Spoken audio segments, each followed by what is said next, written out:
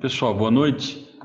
Hoje eu vou fazer uma pequena introdução sobre uma das técnicas mais importantes que existem para as pessoas que trabalham na área de farmácia.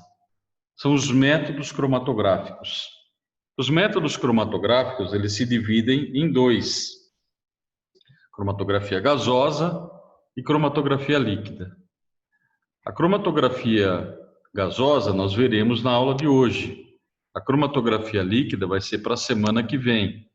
Então, ambas as cromatografias, elas servem para se detectar substâncias orgânicas em matrizes diversas, tais como matrizes de meio ambiente, alimentos, fluidos biológicos, tintas, petróleo, enfim.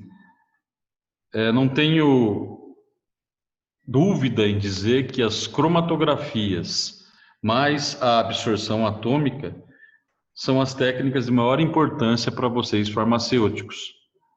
A absorção atômica, conforme a gente viu na aula passada, lida com análise de metais. E as cromatografias trabalham com a análise de moléculas orgânicas.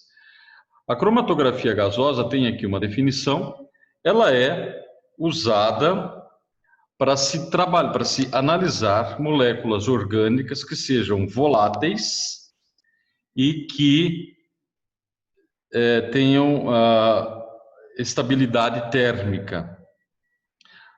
Já a cromatografia líquida, as moléculas não necessariamente precisam ter essas características, né? Então, a cromatografia gasosa, eu vou tentar explicar rapidamente como é que ela funciona.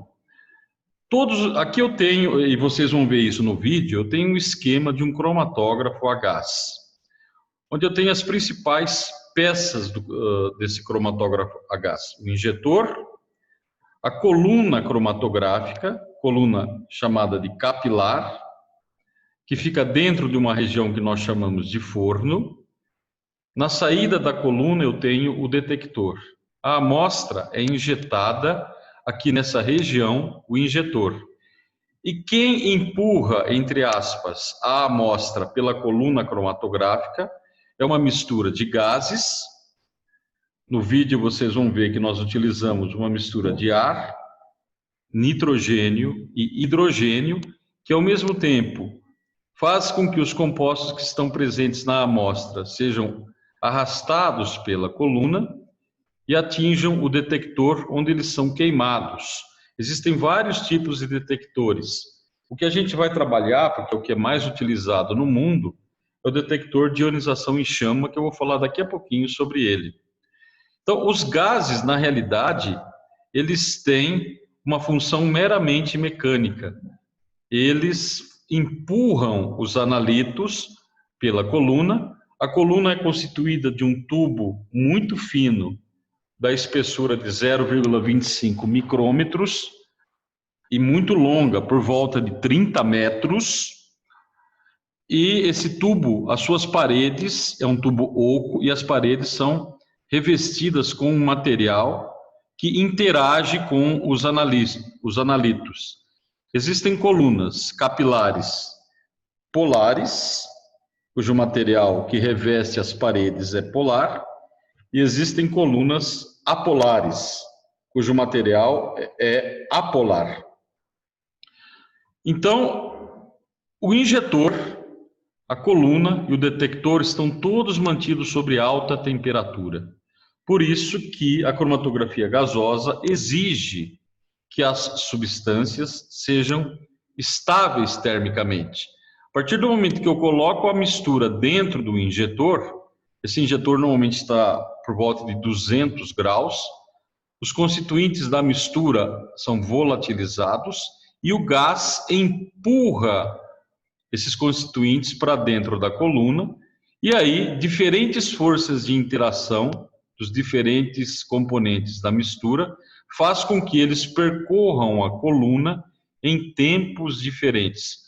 O tempo que um analito leva para percorrer toda a coluna é chamado tempo de retenção. É uma característica de um determinado analito. ou um tempo de retenção, eu posso caracterizar a presença ou não de um determinado analito numa mistura. A quantificação também já vou falar daqui a pouquinho sobre ela. Bom, já o detector de ionização em chama, que é a parte final do cromatógrafo a gás, como o próprio nome diz, existe uma chama onde os constituintes que eluem, que saem da coluna, atingem a chama, onde eles são queimados. Nesse processo de queima, há a formação de íons, e esses íons são captados por um eletrodo. Então, a concentração desse analito na amostra será proporcional à quantidade de íons gerados no processo de queima. Isso constitui a resposta desse detector para os analitos que eluem da coluna. Aqui eu tenho um cromatograma típico. O que é um cromatograma? Cromatograma é o resultado da análise cromatográfica. O cromatograma nada mais é do que um gráfico onde no eixo X eu tenho o tempo e no eixo Y eu tenho a resposta cromatográfica. Cada analito sai da coluna, elui da coluna, num tempo específico, que é chamado, como eu disse, tempo de retenção. Então, por exemplo, o analito A está eluindo no tempo de retenção A, que é a diferença entre o início da corrida e a altura máxima do pico. O analito B, ele é diferente, ele tem diferentes intensidades de interação com a coluna. Ele tem um tempo de retenção B, ok? A diferença em tempo de retenção é o que nós chamamos de ΔTr. Quanto maior for o ΔTr, melhor a resolução cromatográfica. O ideal é que na cromatografia o meu analito saia sozinho num determinado tempo de retenção, sem a coeluição de outros interferentes. Isso é muito importante porque eu tenho que medir a área do pico cromatográfico para fazer a quantificação, e isso, a área só será correta se o analito estiver saindo sozinho num determinado tempo de retenção. Como é que eu faço a quantificação? É muito similar ao que nós temos feito até agora. A curva de calibração é um gráfico onde no eixo Y eu tenho a área do pico cromatográfico, é a área embaixo desse pico aqui, ó, né? Desse outro também. Isso, os softwares dos equipamentos modernos já calculam a área para você. Você não precisa se preocupar com isso. Essa área já é automaticamente calculada através de um procedimento de integração. Então, eu meço a área do pico cromatográfico em função da concentração do analito. Ou, em outras palavras, eu preparo uma série de soluções do meu analito alvo em diferentes concentrações, exatamente como nós fizemos até o presente momento, e traço e vejo se existe uma resposta linear.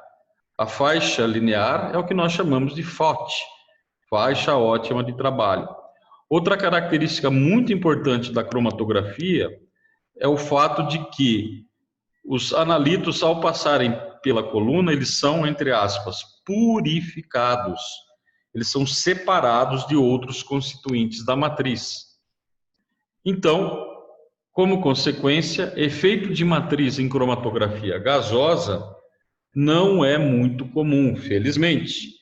Isso significa que eu posso preparar soluções em solvente puro do analito e fazer a leitura da amostra diretamente nessa curva de calibração. Isso é uma grande vantagem, tá?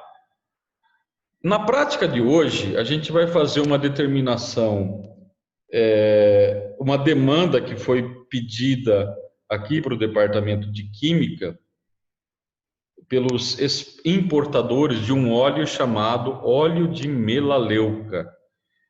Ele também é conhecido como green tea, né? Chá verde, mas não é aquele chá verde que a gente bebe. Tem aqui uma foto de uma embalagem desse óleo de melaleuca, uma foto na embalagem deste óleo da planta. A planta ela é natural da Austrália. E com o óleo dessa planta, observou-se que é possível tratar ferimentos, porque esse óleo tem propriedades antifúngicas e antibacterianas. O constituinte ativo do óleo de melaleuca, responsável por essas atividades, é essa substância aqui, terpinem 4-ol, cuja estrutura está aqui mostrada para vocês. O terpinem 4-ol é um terpeno muito comum em óleos essenciais de vários tipos de plantas. Acontece que o teor de terpinem 4-ol é importante para que essa atividade antifúngica e antibacteriana seja preservada. Então, para fazer um controle de qualidade do óleo, é importante que o terpinem 4-ol esteja acima de 30% massa por massa, para que tenha eficácia mínima como antisséptico. Então, ou seja, a cada 100 gramas do óleo, eu tenho que ter um teor de terpinem 4-ol acima de 30 gramas. Senão, o óleo não tem atividade antisséptica. O que acontece?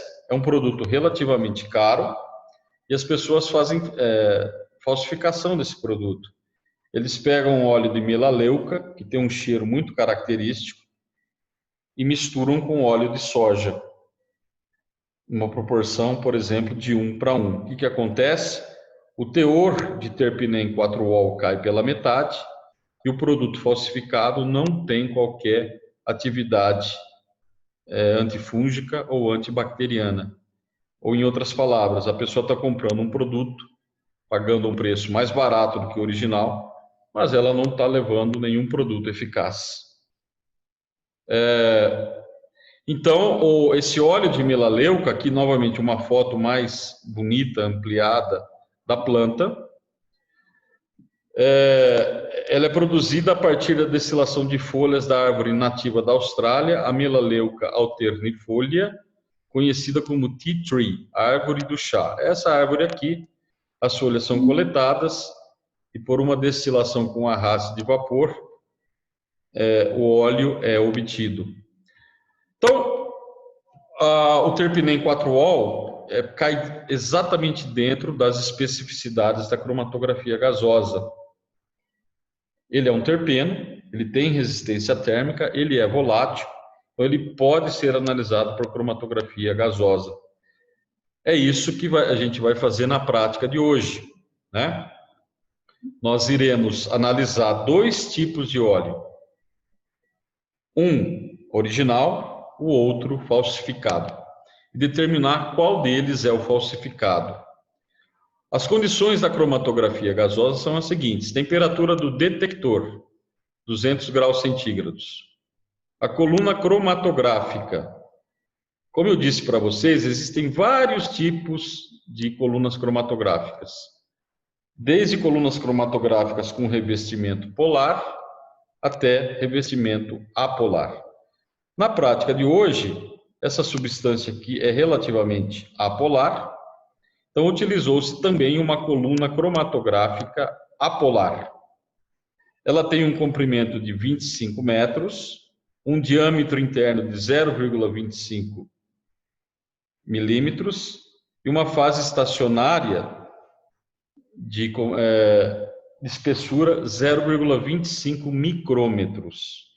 O injetor, também a alta temperatura, está a 200 graus centígrados e o modo de injeção é split, 1:50. Split, eu explico, mostro para vocês o que é a injeção split no vídeo que está anexo a esses slides, né? O fluxo do gás de arraste é 1 ml por minuto, é o fluxo que passa pela coluna para arrastar os analitos que estão presentes na amostra.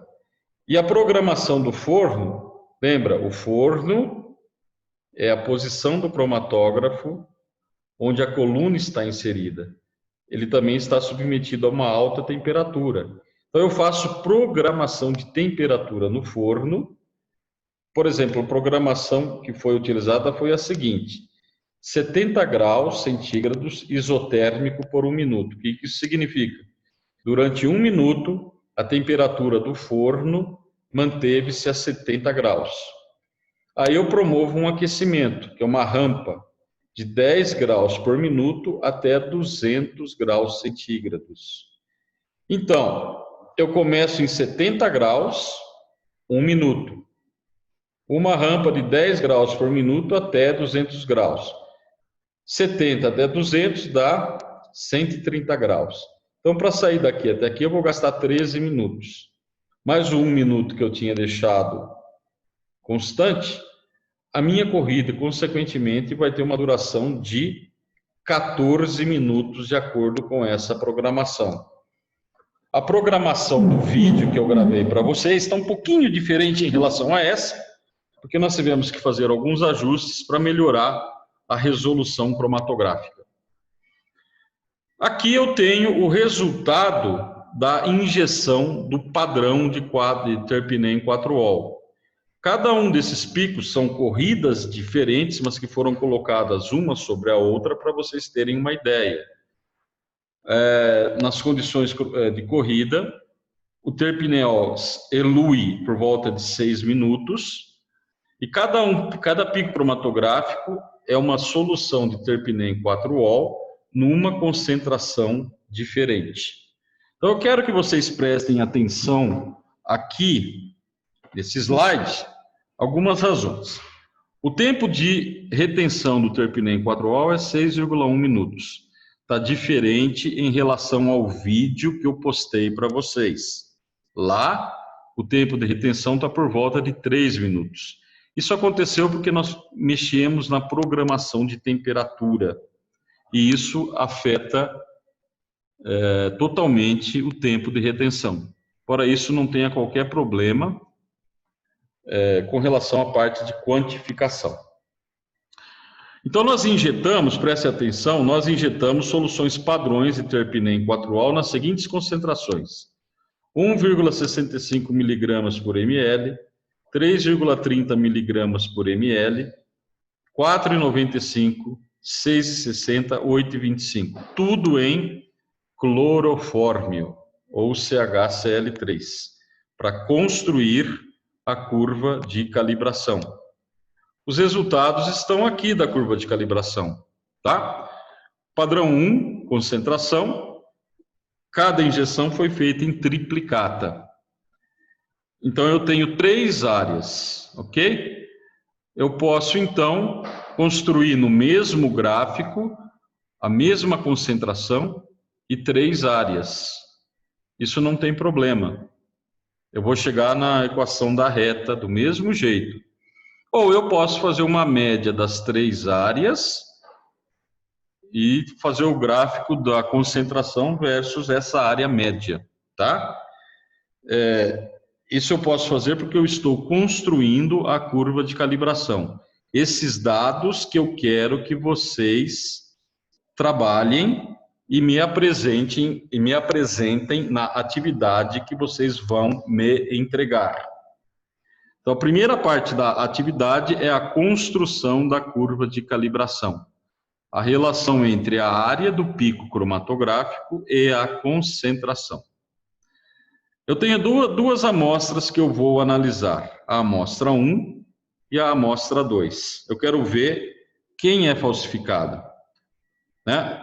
Ou, para ser mais exato, a pergunta a ser respondida é a seguinte: a amostra 2 está falsificada?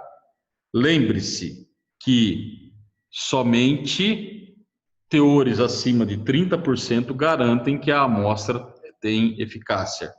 Caso contrário, não. Então, a amostra 1 é um óleo original e a resposta dele foi aqui, ó, 1 milhão, a área da primeira replicata, a área da segunda, a área da terceira. Mesma coisa para a amostra 2. Fez-se uma análise em triplicata, estão aqui as respectivas áreas, tá?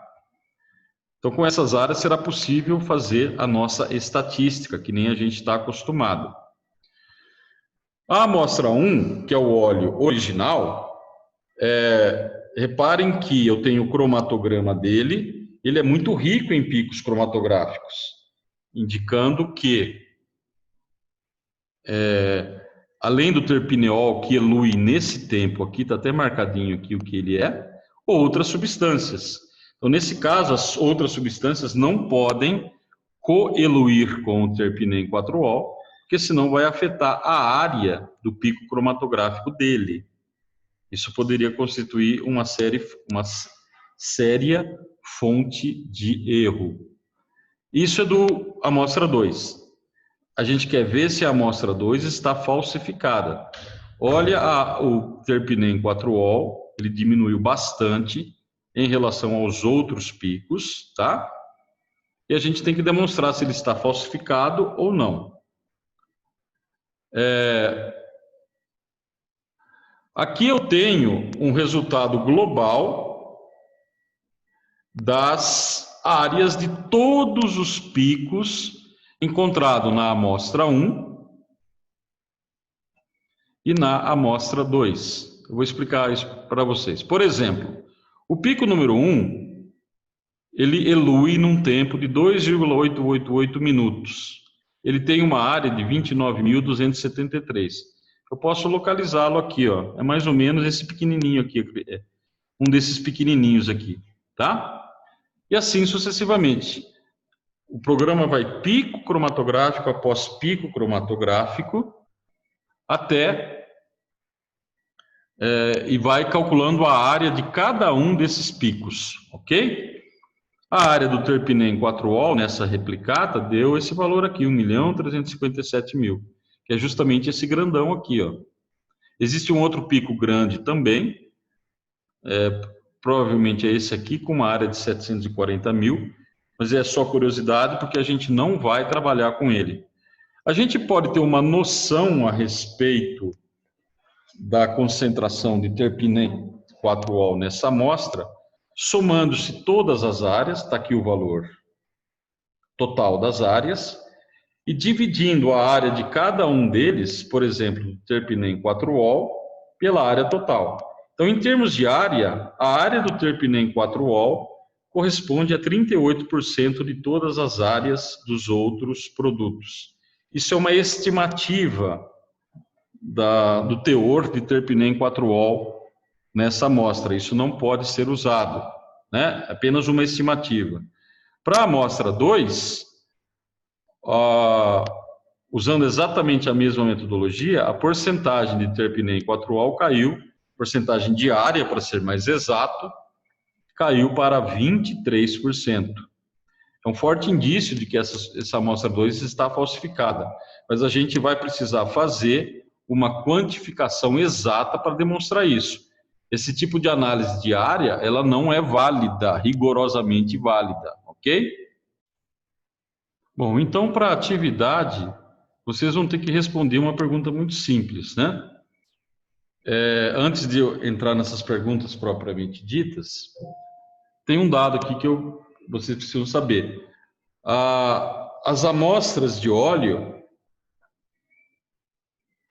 foram preparadas diluindo-se 2 gramas de óleo em 100 ml de clorofórmio, ok?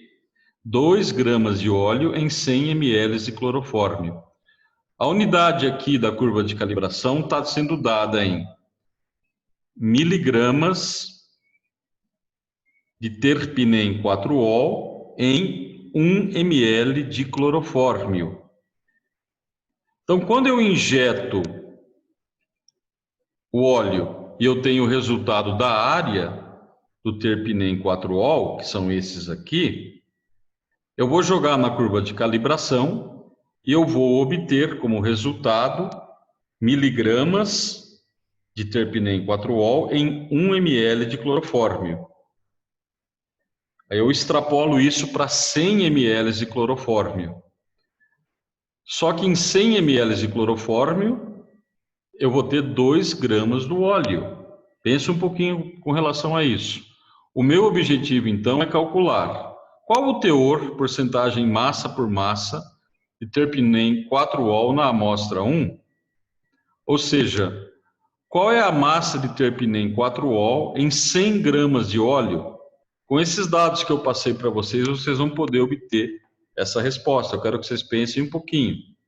Lembra, um óleo é considerado bom se o teor de terpinem 4-ol for acima de 30 gramas por 100 gramas. Qual o teor de terpinem 4-ol na amostra 2? Como eu tenho em triplicata, eu quero que vocês apresentem seu resultado final com estatística, tá? E, finalmente, com base nisso aqui que foi discutido, a amostra 2 é um produto de fraude? Então, pessoal, essa será a atividade que vocês vão me apresentar. Como na quinta-feira nós teremos a prova, eu vou deixar que vocês me apresentem essa atividade com esses dados que eu coloquei no vídeo até segunda-feira da semana que vem. E só para lembrar, também estou disponível para tirar qualquer tipo de dúvida caso vocês as tenham. Muito obrigado.